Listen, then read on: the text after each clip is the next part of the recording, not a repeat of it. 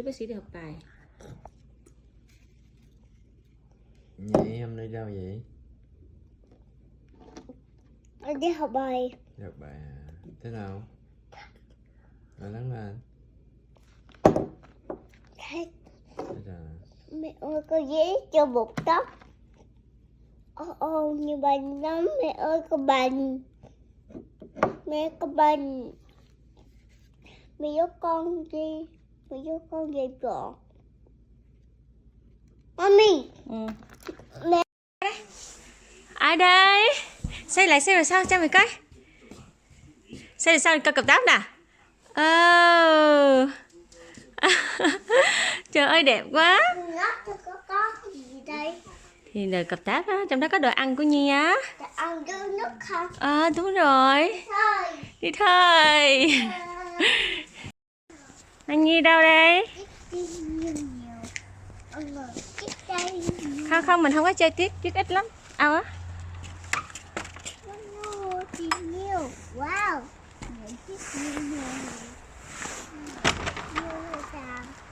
Nó ta cho đi chơi. Nó ta cho đi chơi. Và quá có nhiều màu đồng. Có nhiều màu đồng. Và có nhiều màu đồng kia. Đây. Nó chưa có bự hả? Chưa có bự. Để mình... Nó có nhiều thật rồi. Nó có nhiều không được tiếng rồi. Hết tiếc rồi. Wow. Chiếc xe chị xe. Rồi chiếc gì nữa. Sao đi theo tôi chứ vậy? Thế nào? Đâu? Anh Nhi đâu? Cởi giày ra nhé. Nhi ngồi đây này, ngồi lên trên này. Đi theo em đấy. Đi. Này, mẹ chỉ nha, Nhi phải tự cởi giày ra nha. Xin đó. Này, xong Nhi mang dép nha. Con muốn coi xe không? Được. Mẹ con muốn thử xe không? Con muốn chơi xe không? Được. Tí xíu đi xe này. Nhi mang dép cho. Nhưng dép chỉ có coi xe hả? Mẹ Nè con mẹ chỉ nè. Nhi đi tới, Nhi phải gắn cái lạnh ra trên này. Đỡ cái dây nè. chúng bạn hả? Đúng rồi. Mẹ cũng coi xe không?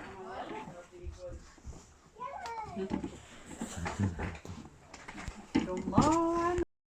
Det går lidt vildt med lysen. Der kan være noget nede i den der. Sådan nogle magneter, man lige kan sætte sammen. Kender du godt sådan nogle, Christian? Ja. Cho nên vậy. Den er sådan lang en her. Den er sådan lang en. Vi sætter dem sammen. Ja, nemt. Hej, Hjælpe. Kan I finde jer en stol? Så på altså. Jo, der er en oppe ved siden af Lukas også.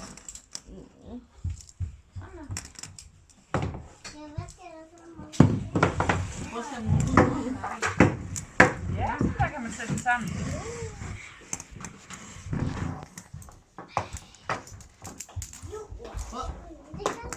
Det kunne det godt.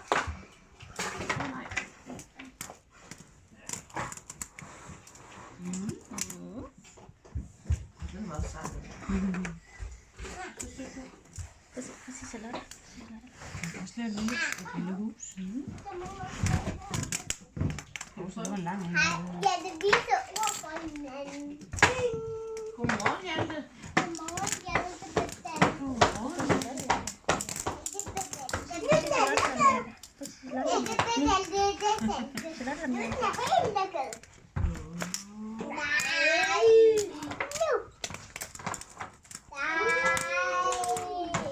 Ja, man skal lige finde ud af, hvordan man skal vende dem, ikke op?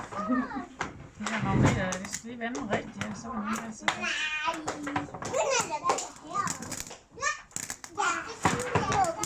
De skal alle sammen, ja. Ja.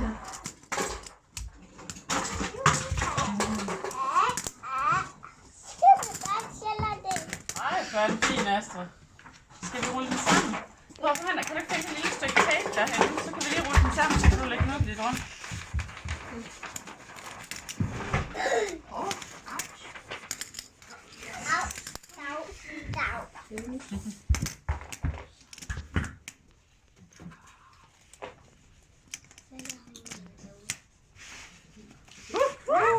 Da. Nu vågnede vi lige da. Hold da op. Bare nu sidder vi her halvsov, så bliver vi helt vækket. Er det for noget? Skal du have 2 på? Han åbner den! Han åbner den! Det har du da fortalt mig. Det var det lavet. Det var godt, Astrid. Simona, du kan komme herhen, hvis du er færdig med at tegne. Er du færdig med at tegne? Er den det? Nå, det bliver de glade for. Den bliver de glade for. Vil du være med til at lave magneter sammen med Felicia? Er min ikke i munden? Nu kom der lidt lys. Nu kom det lidt. Det var lidt bedre, var. Optaget det her. Det er optaget den. Det er godt, vi kunne finde den. Tænker du om, hvordan vi skal med hende? Skal vi sådan flytte her? Eller? Jamen det, altså jeg synes måske det er lidt synd, hun aldrig på at blive passet før, hvis jeg ikke går fra hende i dag. Jeg synes, I skal tage med hende hjem i dag. Ja. Så kan vi lige prøve at se, hvordan det går i morgen måske. Ikke også? Fordi det er lidt... jeg kunne se, at hun er ikke sådan, hun er jo ikke tryg ved os endnu, vel? Jeg synes, I skal give hende en stille og rolig start, hvis I kan det. Så kan du nu dit rum. Hvis man har mulighed for det, så er det godt givet ud, at man stille og roligt. Kan du så ikke tro toilet ude på dit rum nu? Vil du lege med biler eller magneter, der sagde du? Magneter? Og i dag der er der lige flere, der lige kommer. Simona var lidt ferie, og Amin var lidt, de kom, fordi de lige har været juleferie. Ja. Så vi vil så gerne være for dem alle sammen, og så kan vi måske lige være der så meget, som jeg gerne. Kan du så ikke finde et stykke tape, så kan vi lige rulle den sammen. Og det ligger klar nede på gulvet, kan jeg se. Hvis du bare tager et enkelt, så kan vi bare sætte i.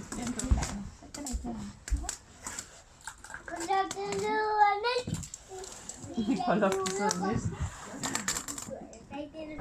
Sådan, så kan du sagtens. Så er det fint. Du gider du sætte den op igen, så? Nu kom der lidt lys, det var godt. Vi skal lige bruge lidt lys. Hvornår Papa henter dig? Han henter dig, når du har spist rugbrød, og du har hvilet lidt, og vi har spist frugt. Så bliver du hentet, er det ikke rigtigt? Var det ikke sådan aftalen, var? Det tror jeg, det var. Ikke godt?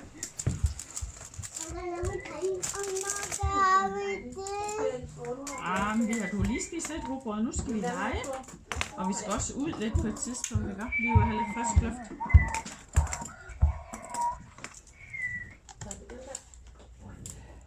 Jeg har set ude på legepladsen, at der er kommet mange juletræer. Der er nogen, der har været med deres juletræer over på den anden side af hegnet. Så de har nogle juletræer at lege med. Ja, lege med dem nu. Er de store går ud? Tror jeg, de er. Nej. Nå, var det bare Jakob? Er det nogen af dine her? Nej, det er det ikke. Nej, hun har i hvert fald. Jeg har lige rullet dem. Kan I ikke lægge dem ud på jeres rum? Jo. Fordi det er jo tegninger, ikke?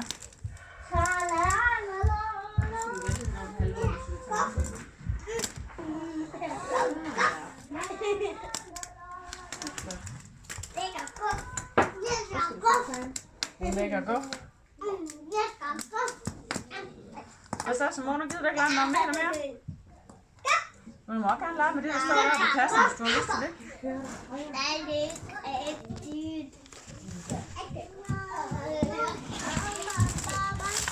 Kommer du helt til at savne dem? Kommer du helt til at savne dem? Du kan bare have dem ud, hvor man gerne. Kommer du lige til at savne dem, Simone? Du må gerne.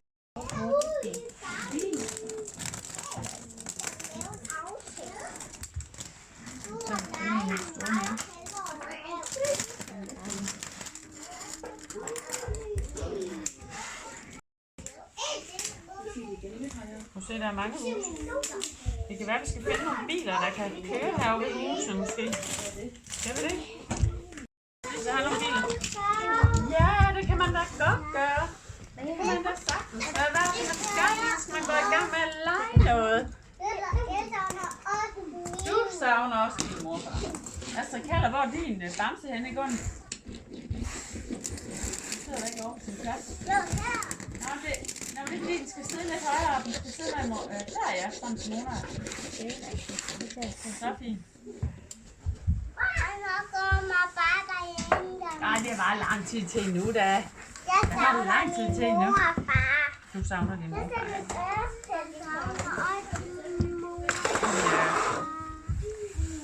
Det var flot mønster, du lavede her. Her er Astrid Keller. Du sætter lige ikke forkert, kan jeg se. Den skal sidde i den lomme, der står 1 og 5 på. Det er Simona. Der står 1 og 5 på. Måske der, hvor stjernen er. En lille stjerne.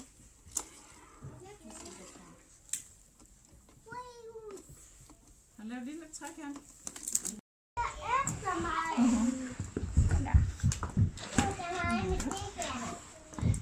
Så du da bare ned og læse en bog også, hvad det er okay.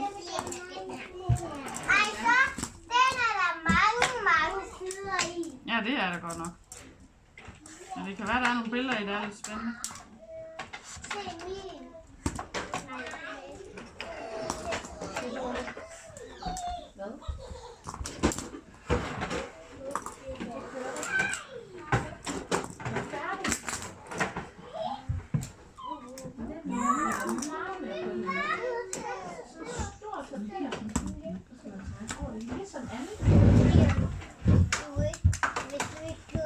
Holder I også jul hjemme? Ja, det gør I ikke, vel? Jo, det gør vi. Gør I også det? Nå, så godt. Har I boet i Danmark altid, eller? Det gør min mand. Jeg fødte her i Danmark. Du er simpelthen født her i Danmark. Ja. Så du er sådan som...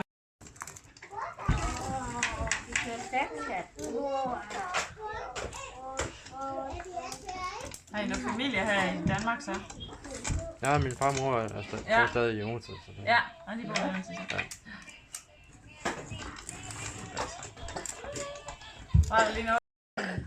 Tulipanen bed på en rund lyserød blomst. Min blomst kan se smuk ud, prater hun. Hvor hende er hun? Rund lyserød blomst. Det er den der. Ja, du der sidder lige der. Og der sidder lige 2 pindsvin. Og så er det en pindsvinemor, og så er den til unger. Og det er lige, prøv lige at se, den er lige ved at få noget mad, det er pindsvin, eller så er det en lille gråskurv. Og den her er den. Ja, den har en orange i. Og jeg Vi prøver at se på næste side. Hyacinth er kommet med en funklende hvid diamant. En funklende hvid diamant. Det var meget tungt. Astrid, jeg kan ikke se skriften, du vil sætte hånden der. Jeg vil bære min diamant ovenpå Alfredbåden og sejle langs med floden, viser hun. Den vil være den smukkeste dekoration af os. Og hende er den hvide diamant her. Er nogen, der kan se det? Der var den, ja. Skal vi se, hvad der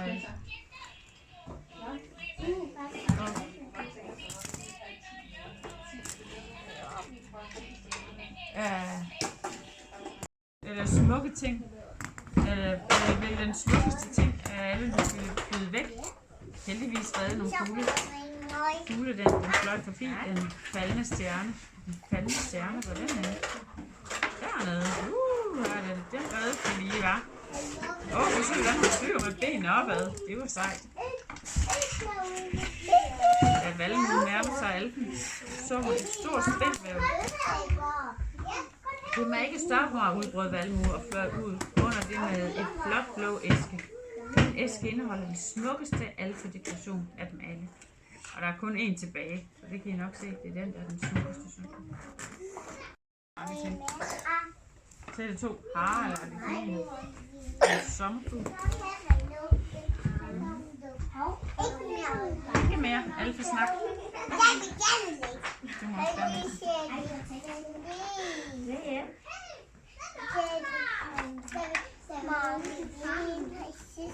Skal man have benene derinde og sidde, så man er foran på pedalerne? Ja. Den her til min mor. Ja. Er du færdig? Ja. Skal jeg skrive en omid på? Kan jeg komme op og skrive omid på din tegning?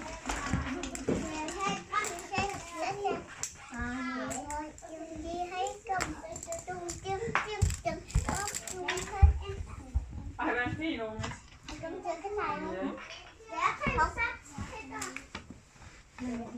Đi qua cái ghế này mà. Så kan vi lægge den sammen, og så kan vi få den med og lægge rundt. Så kan vi få den med.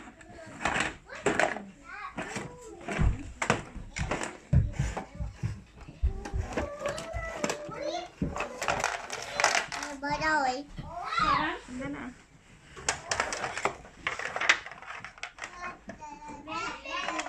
Bỏ trong tay luôn.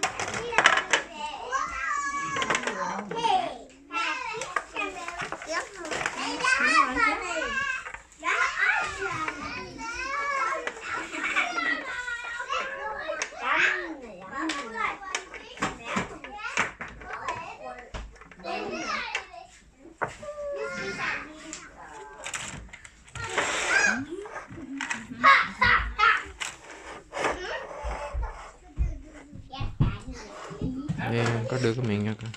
Đây. Đừng có đi cái gì nữa. Đây rồi.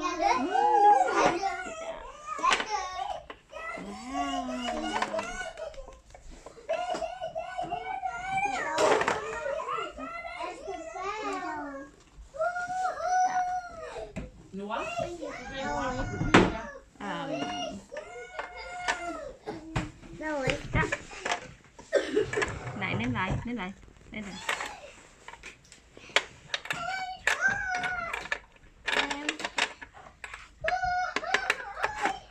Không được.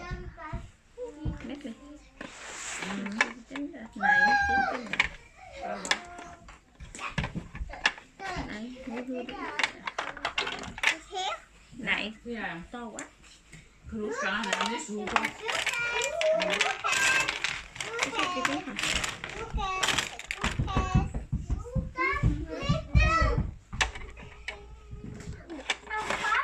Mẹ không được. Det er godt, altså. Không có nước.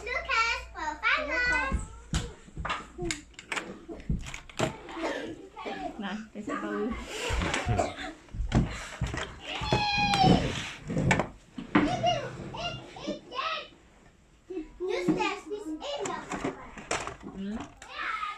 Far, du gemmer nogen til, at vi skal spise alle sammen. Også en pizza med.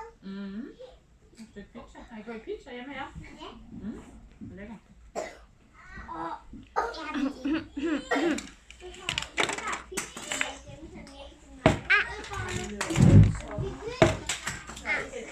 Ej.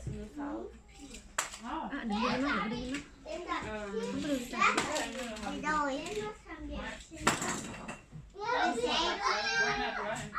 Jeg tror faktisk, vi har en. Jeg er ret sikker på, at de faktisk fik en masse. Jeg vil gerne tage det der.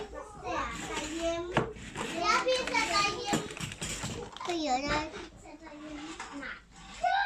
Det kan godt være, at vi brugte, men det er lang tid siden, der kommer ikke til at købe noget. Fordi jeg troede, det var karton, men det var bare sådan noget halvtønder. Jeg skal ud og have en Så kan det være bare.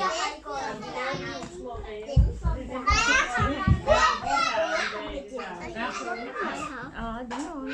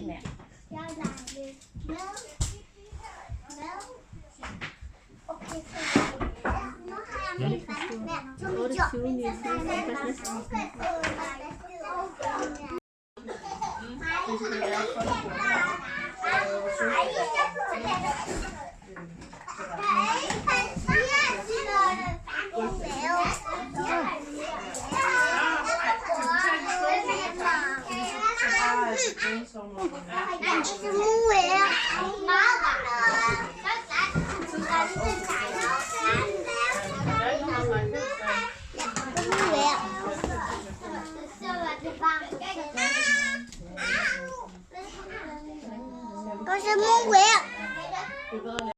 Mai đi trường học nha. Không. Dẹp đi rồi mai mâm đi trường học nè. Ja, den skal vi sætte hen i lommen.